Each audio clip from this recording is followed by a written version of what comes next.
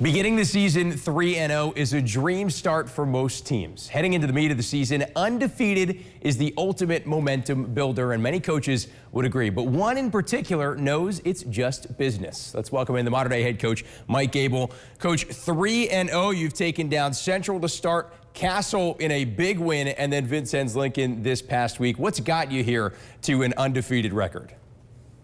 Well, I think, we've had a great preseason. Our players are working. They're gaining confidence by the day, and they're working hard. Nothing has changed really in our philosophy, but we've got excellent coaches, and the players have bought in so far. We know we got a monumental task this week, but it's worked out to this point. We're real excited about the beginning.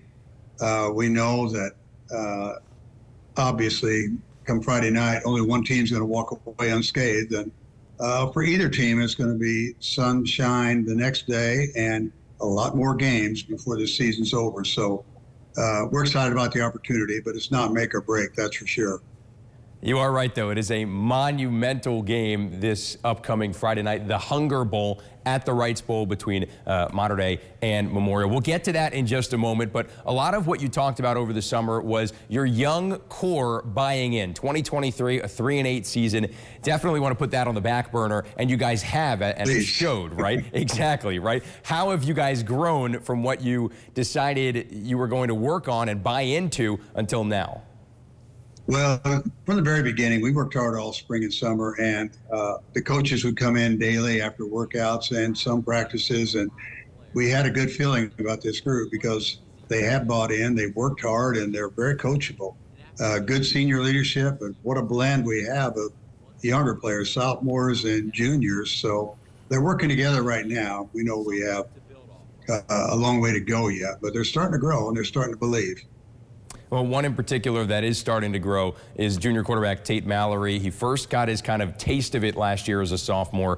Definitely, as they say, punched in the mouth in terms of success rate. But you know what? It looks like he's already grown, and he's accomplished so much. His turnover rate is down. His completion percentage is up this season. What has made him so good in comparison to what he was last year?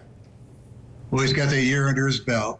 That's definite. And he came in last year we started the season with one returning starter off of that great team we had the prior year. But Tate was one of those newbies, and they all took their lumps together. And as you mentioned, Tate got punched more than once in every game. But he kept coming back, and he's got that tenacity, the knowledge. He's very coachable. He understands the game, and he's a lot of fun to be around. As a junior, he's still learning, but he's a true leader for the squad. Have you seen any similarities between the leadership this year and the leadership back in 2022 when you guys went all the way? Well, that's hard to measure right now.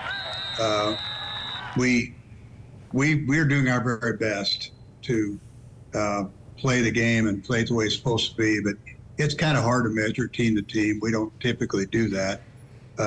But we know that we had a long way to go last year. We didn't quite accomplish 2 years ago. It took us a while, too. We suffered a couple of losses early in the year, but then we got on a roll. We got our health back, and things started going our way. But this year, it's just two different teams, hard to compare. Both great teams, both great young men, and it's a pleasure to be around them either way. You mentioned a couple of losses being learning lessons in the beginning of 2022. You haven't lost yet. Of course, this, is a potential week of a loss. Not saying you guys will or you won't, but this is one where you definitely are circling on the calendar if you're both 3-0. There's something to be said about learning from losses, but if this team can continue winning, what can you learn from week to week if the loss column continues to say 0?